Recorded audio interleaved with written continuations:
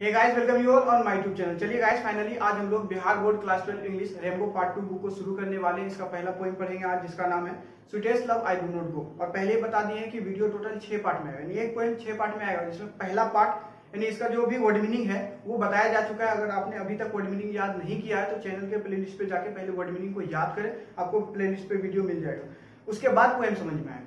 इस वीडियो में हम लोग क्या करेंगे, पोएम पढ़ेंगे, पोएट का इंट्रोडक्शन पढ़ेंगे और ट्रू फॉल्स क्वेश्चन करेंगे। इसके बाद आने वाले वीडियो में हम लोग इसके objective question, subjective question, summary और एक्सप्लेनेशन एक एक करके लगातार सारा वीडियो आता जाएगा। हम लोग एक एक करके पढ़ लेंगे और सारा का सारा इंपॉर्टेंट है। यानी ऑब्जेक्टिव क्वेश्चन अगर देखें तो ऑब्जेक्टिव क्वेश्चन से 2 या 3 ऑब्जेक्टिव आ जाता है बोर्ड में, जो कि इंपॉर्टेंट है। समरी से 5 नंबर आता है, एक्सप्लेनेशन से 4 नंबर आता है, क्वेश्चन आंसर से 10 नंबर आता है। तो हर पार्ट इंपॉर्टेंट होगा, आप एक भी पार्ट को स्किप नहीं कर सकते हैं। तो चलिए पोएम को शुरू करते हैं। Sweetest love I do not go which has been composed by a great metaphysical poet John Donne. Sweetest love I do not go, मधुरतम प्यार मैं नहीं जाता हूं, जिसको लिखा गया एक महान मेटाफिजिकल पोएट जॉन डॉन के द्वारा। अकॉर्डिंग टू जॉन डॉन के अनुसार love is the sweetest thing of the world. इस दुनिया का सबसे प्यारा चीज प्यार है। अकॉर्डिंग टू हिम, उनके अनुसार लव प्रिवेल्स ओवर डेथ, प्यार जो है वो मृत्यु रूपी विजय प्राप्त कर लेता है। लव नेवर फेड्स, जो कि कभी मुरझाता नहीं। Love is the flower which never fades, प्यार ऐसा फूल है जो कभी नहीं मुरझाता। And before reading this poem, और इस कविता को पढ़ने से पहले at first we will have to read about the introduction of the poet. कविता को पढ़ने से पहले हम लोगों को सबसे पहले कवि के परिचय के बारे में पढ़ना होगा कि कवि कौन थे। तो सबसे पहले हम लोग कवि के बारे में देख लेते हैं। John Donne 1572 to 1631। John Donne 1572 से 1631 ईस्वी तक। Means we can say that John Donne was born in 1572, कि जॉन डॉन का जन्म 1572 ईस्वी में हुआ, and he was died in 1631, और उसका जो निधन हुआ वो 1631 ईस्वी में हुआ। तो इंपॉर्टेंट ऑब्जेक्टिव एक तो यही बन गया कि जॉन डॉन का जन्म कब हुआ, 1572 में, उसका मृत्यु कब हुआ, 1631 में। What was the life span of John Donne. John Donne का जीवन अवधि क्या है? लाइफ स्पैन होता है the period from his birth till his natural death. किसी इंसान के जन्म से लेकर के उसके मरने तक की जो समय होता है उसको लाइफ स्पैन कहते हैं। तो जॉन डॉन का वो लाइफ स्पैन जो है वो 1572 से 1631 ईस्वी है। ये एक इंपॉर्टेंट क्वेश्चन हुआ। अच्छा, क्या थे वे? The pioneer. पायोनियर का मतलब होता है मार्गदर्शक। वर्ड मीनिंग कराया जा चुका है, पहले वर्ड मीनिंग को देखे, पूरी तरह से समझ में आएगा। मार्गदर्शक यानी राह को दिखलाने वाला, मार्ग को दिखलाने वाला। किस प्रकार के मार्ग को दिखलाते? A new kind of lyrical, एक नए प्रकार के गीतात्मक यानी गीत से संबंधित, एंड सैटारिकल यानी व्यंग्यात्मक, व्यंग्य से संबंधित, क्या वर्ष यानी कविता, एक नए प्रकार के गीतात्मक और व्यंग्यात्मक कविता के मार्ग को दिखलाने वाला, जिसको कॉल्ड यानी कहा जाता है मेटाफिजिकल, जिसको हम लोग भक्तिकालीन कहते हैं, मेटाफिजिकल कहते हैं। बात यह है कि दरअसल 17वीं शताब्दी जो एज चल रहा था उसको बोलते हैं मेटाफिजिकल एज। और उस एज में जॉन डॉन का जन्म हुआ, मतलब उस एज में जो भी पोएट रहा था उसको हम लोग बोलते हैं मेटाफिजिकल पोएट। और ऐसा आपको बहुत बार देखने को मिलेगा, जिसमें बताया जाएगा कि कोई पोएट रोमांटिक पोएट है, कोई पोएट जो है एलिजाबेथन पोएट है। तो इसका मतलब क्या हुआ? अगर किसी को बोले रोमांटिक पोएट है, इसका मतलब वो रोमांटिक एरा में जन्म लिया। अगर बोले कोई मेटाफिजिकल पोएट है, यानी वो मेटाफिजिकल एरा में जन्म लिया, यानी एक एज चलता है। जैसे विक्टोरियन पोएट है, यानी जो क्वीन विक्टोरिया थी उस समय जो कोई पोएट था, उन सभी पोएट का नाम होगा विक्टोरियन पोएट। तो जॉन डॉन क्या था? एक मेटाफिजिकल पोएट था। इंपॉर्टेंट ऑब्जेक्टिव ये आता है। जॉन डॉन जो है वो मेटाफिजिकल पोएट, और यहाँ तक कि जॉन डॉन के बता दें, John Donne was called the father of metaphysical poetry.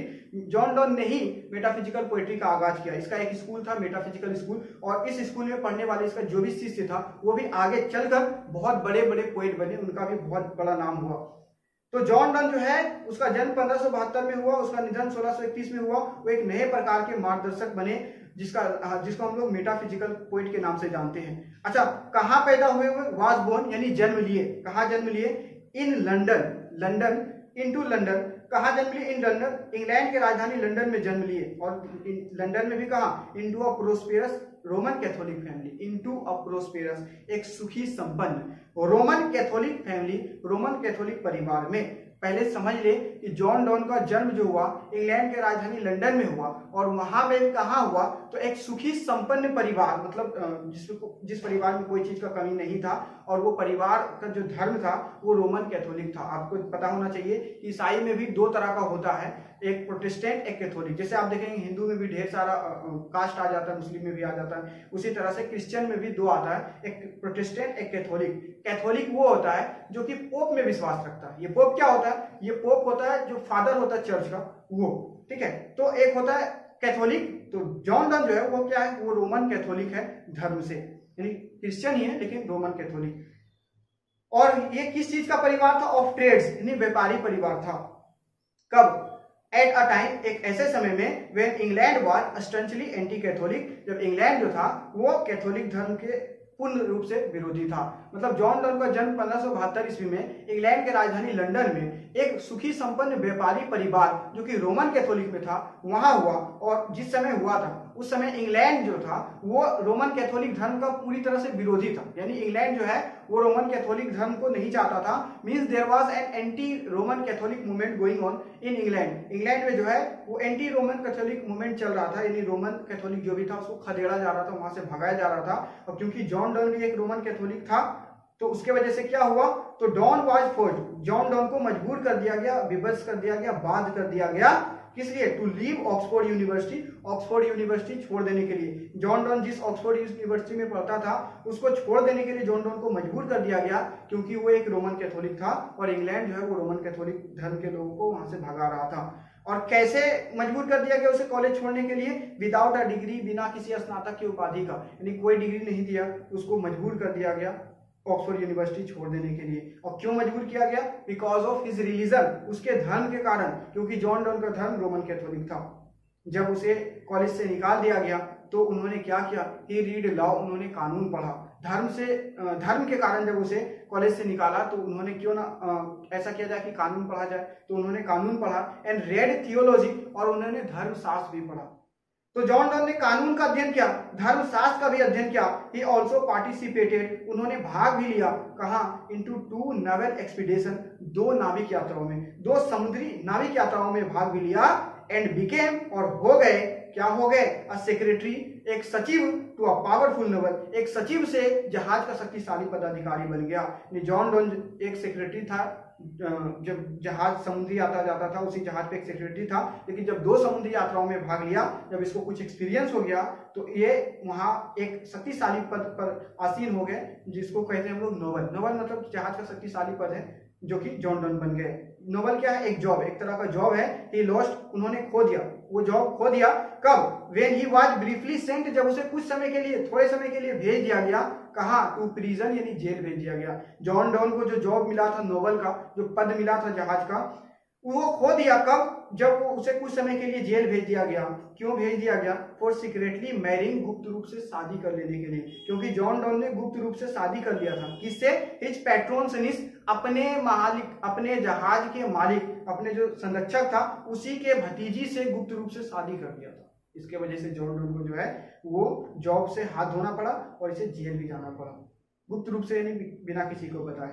इन 1615, 1615 ईस्वी में, एट द एज ऑफ 42, 42 वर्ष की उम्र में, 1615 ईस्वी में 42 वर्ष की उम्र में डॉन बिकेम सून 42 वर्ष की उम्र में Donne accepted ordination, John Donne ने संन्यास स्वीकार कर लिया। कहाँ? In the Anglican church, Anglican church में 1642 ईस्वी में, 1615 ईस्वी में 42 वर्ष की उम्र में जॉन डॉन ने संन्यास स्वीकार कर लिया। एंजेलिकन चर्च मतलब लॉस एंजल के स्थान पे बना हुआ चर्च में, जैसे अगर बोले मुंगेरियन चर्च तो मुंगेर में बना हुआ चर्च में, एंजेलिकन चर्च का मतलब लॉस एंजल इंग्लैंड में एक जगह है, वहीं उसी चर्च में उन्होंने संन्यास स्वीकार कर लिया। एंड सून बिकेम, और क्या हो गए? और जल्द ही हो गए क्या? One of the greatest preacher of his time, अपने समय के महानतम उपदेशकों में से एक हो गए। इन लव लैरिज्म, प्रेम गीतों में, Donne broke completely with Petrarchan tradition, John Donne ने सामंतवादी राजा महाराजाओं की परंपराओं को प्रेम गीतों में पूर्ण रूप से तोड़ दिया। कैसे? Introducing an intellectual and colloquial tone, introducing यानी कि प्रस्तुत करते हुए एक बौद्धिक, इंटेलेक्चुअल यानी बुद्धिमानी से भरा हुआ, और कोलोक्यूअल टोन मतलब बोलचाल की भाषा।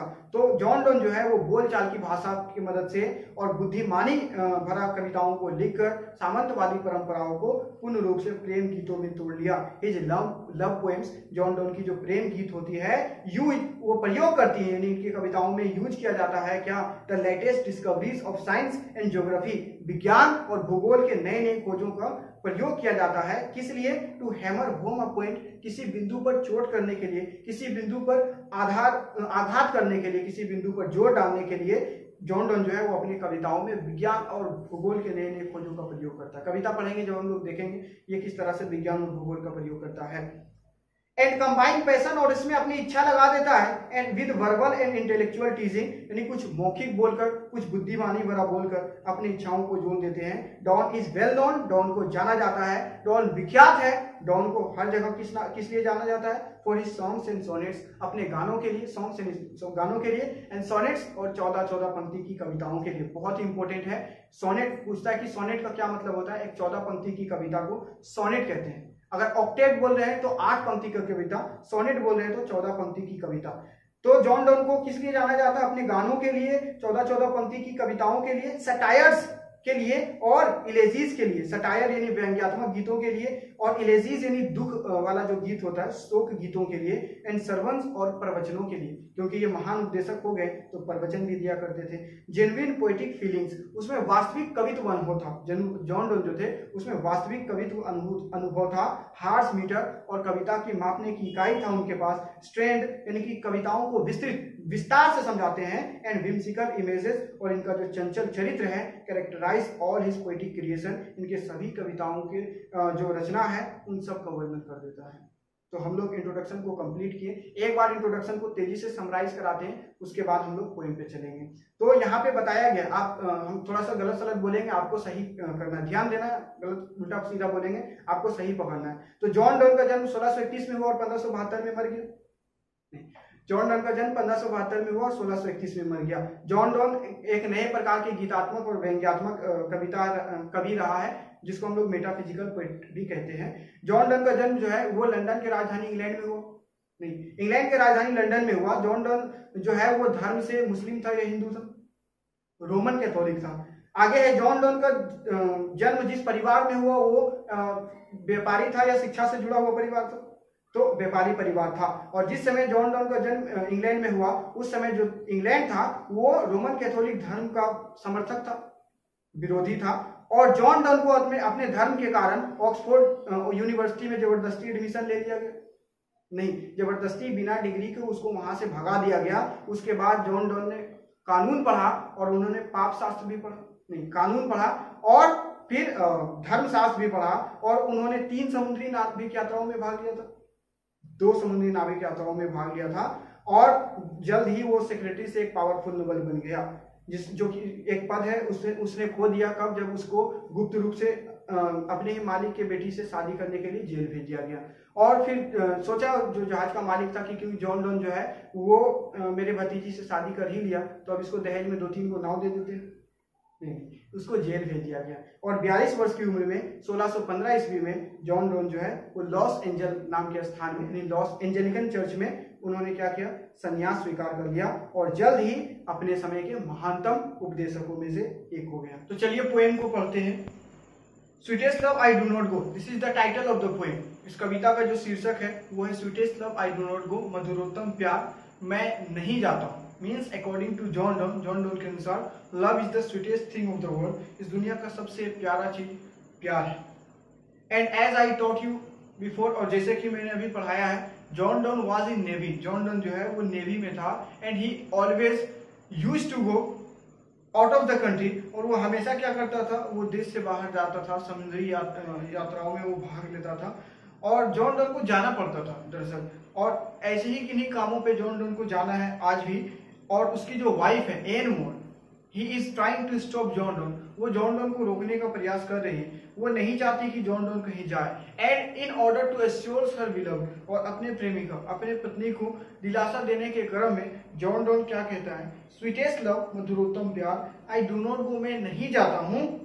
किस लिए नहीं जाता हूँ? For weariness of the, weariness मतलब थकावट, फॉर वेरीनेस ऑफ दी, तेरे थकावट के कारण नहीं जाता हूँ। मधुरोत्तम प्यार, मैं जा रहा हूं, तो जा रहा हूं मतलब कोई काम है, इसलिए नहीं जा रहा हूं कि मैं तुमसे थक गया हूं, तुमसे ऊब गया हूं, तेरे थकावट, तेरे उकताहट के कारण मैं नहीं जाता हूं।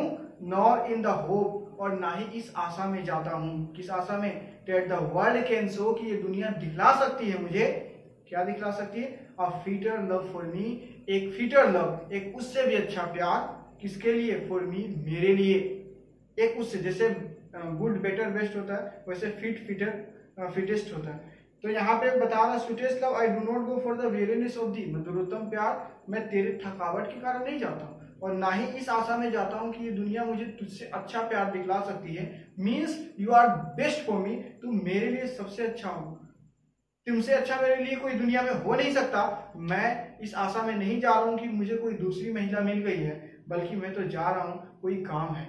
बट सिंस आई डाई, लेकिन since that I must die, लेकिन क्योंकि मुझे अवश्य मरना है, एट लास्ट अंत में अवश्य मरना है, इट इज बेस्ट, तो ये सबसे अच्छा होगा to use myself in jest, अपने आप को आनंद में प्रयोग करना, क्योंकि एक ना एक दिन तो मर ही जाना है। तो सबसे अच्छा होगा कि जिंदगी को खुशहाली में बिता दिया जाए, आनंद में बिता दिया जाए। और क्या, 10 बाय फेट, इस प्रकार से प्रसन्नता से डेथ टू डाई, मृत्यु को गले लगा दिया जाए। ये मौत तो फिक्स है, मौत तो सबकी आनी है, तो क्यों ना जिंदगी को आनंद में जिया जाए और एक दिन प्रसन्नता से मृत्यु को भी गले लगा दिया जाए।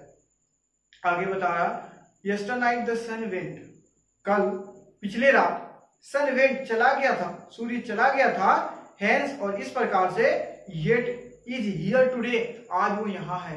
आप सोचिए कि पिछले रात सूर्य चला गया था और आज यहाँ है।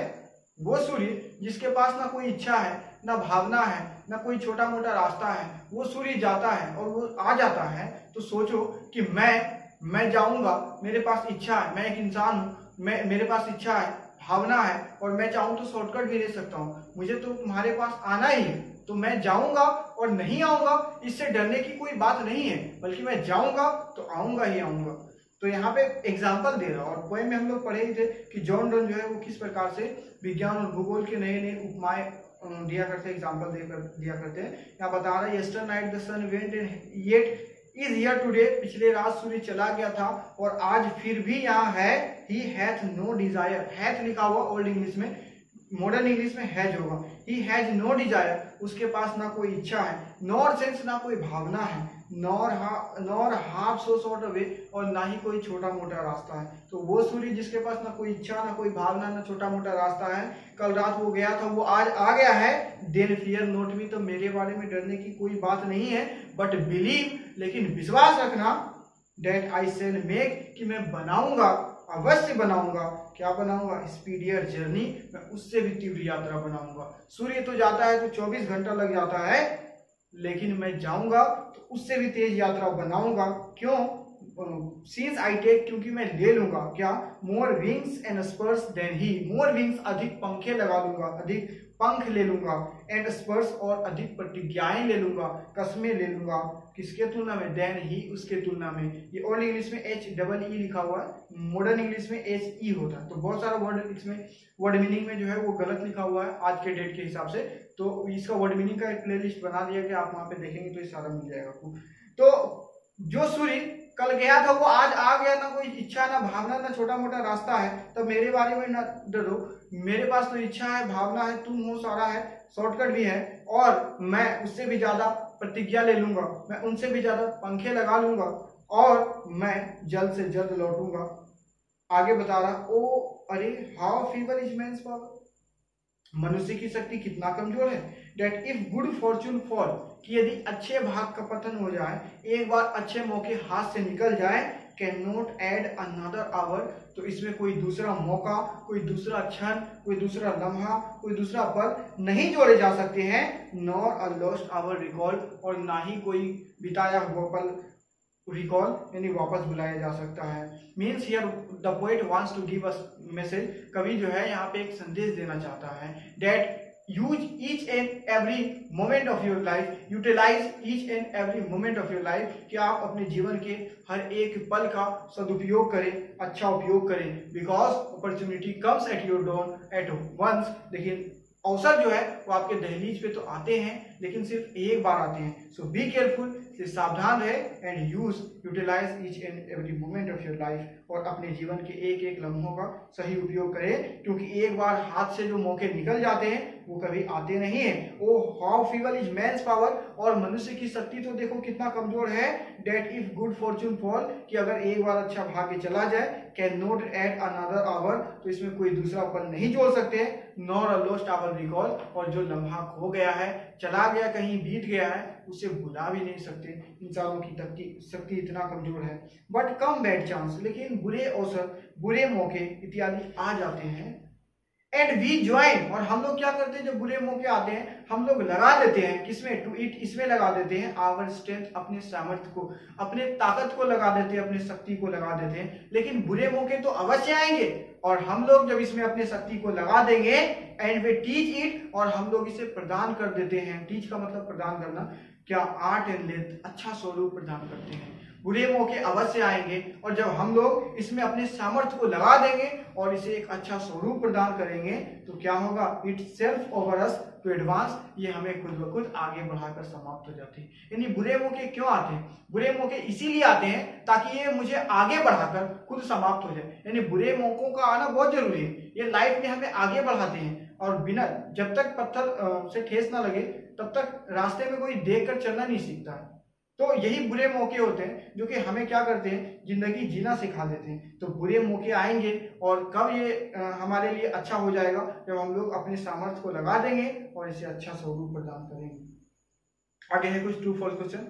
Read the following sentences and write T for true and F for false statement. निम्नलिखित कथनों को पढ़ें, निम्नलिखित वाक्यों को पढ़ें और इसमें बताएं कि कौन सा सही है और कौन सा गलत है। पहला क्वेश्चन है, the poet wants to go away because he is tired of his beloved। कवि जो है वो दूर जाना चाहता है क्योंकि वो अपने प्रेमिका से थक गया है। तो ये फॉल्स है क्योंकि कवि जो है वो अपने प्रेमिका से थका नहीं है, वो जाना तो चाहता है लेकिन जल्दी आना चाहता है, वो जाना चाहता है, उसको कोई काम है। बी में है, the poet has found another lady who is more beautiful. कवि ने कोई दूसरी महिला को पा लिया है जो कि ज्यादा सुंदर है, ये भी फॉल्स है। और सी में है, the poet intends to go on a longer journey. कवि जो है एक लंबी यात्रा पर जाने का इच्छा दिखाता है देन द सन अंडरटेक्स, जो कि सूर्य से भी ज्यादा लंबा हो, ये भी फॉल्स है।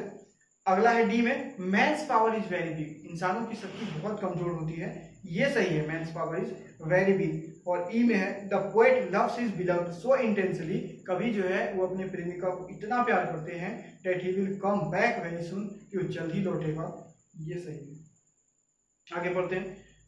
कवि जो है, now the poet assures his beloved. अब कवि जो है वो अपने पत्नी को, अपने प्रेमिका को विश्वास दिला रहे हैं, दिलासा दिला रहे हैं कि वो जा रहे हैं, तो क्यों जा रहे हैं, वो लौटेंगे, वो छोड़ के नहीं जा रहे उन्हें।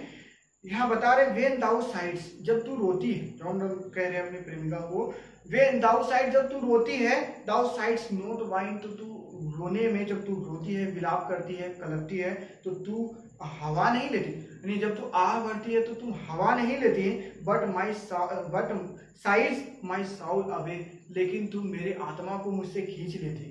यानी जब तुम सांस भरती हो तो उस सांस में तुम हवा नहीं लेती हो बल्कि मेरे आत्मा को मुझसे खींच लेती हो, मेरे शरीर से मेरे रूह को बाहर निकाल देती हो। और when thou weepest unkindly kind, और जब तुम इस तरह से रोती हो, my life blood does decay. यहाँ डोथ लिखा हुआ, वो ओल्ड इंग्लिश में होता था, आज होता है इसी का डज, ठीक है, तो डॉट अब नहीं चलता, डज चलता है। तो my life blood does decay, मेरे जीवन का खून अवश्य ही नष्ट हो जाता है। यानी जब तुम रोती हो तो तुम्हारे आंखों से आंसुएं नहीं बहते हैं बल्कि मेरा खून बहता है।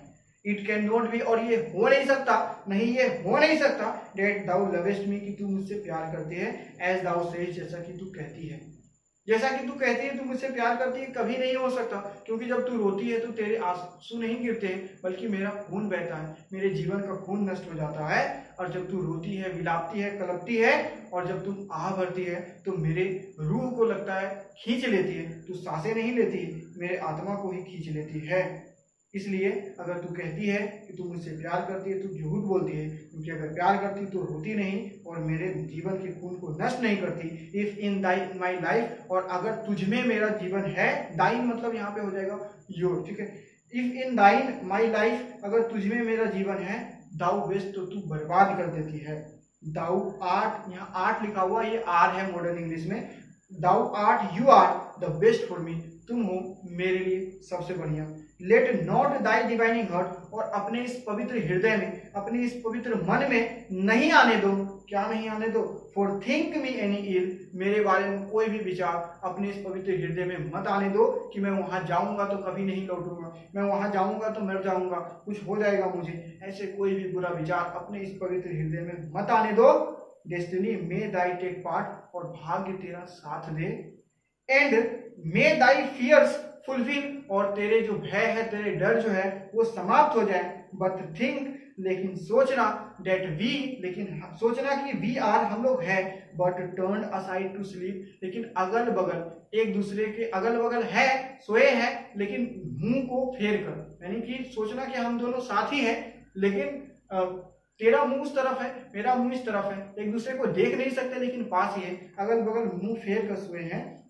और लास्ट वाला लाइन बहुत इंपॉर्टेंट है, दे वे लोग who one another keep alive, जो कि एक दूसरे को जिंदा रखते हैं, एक दूसरे के लिए बहुत जरूरी है। वे लोग who one another keep alive, जो कि एक दूसरे को जिंदा रखते हैं, नेवर पार्टेड भी, वो कभी जुदा नहीं हो सकते, कभी अलग नहीं हो सकते, यानी तुझ में और मुझ में कोई अंतर नहीं है, दो जिस्म एक जान है, और हम लोग कभी अलग नहीं हो सकते, क्योंकि हम दोनों एक दूसरे के लिए, एक दूसरे के जिंदा रहने के लिए बहुत जरूरी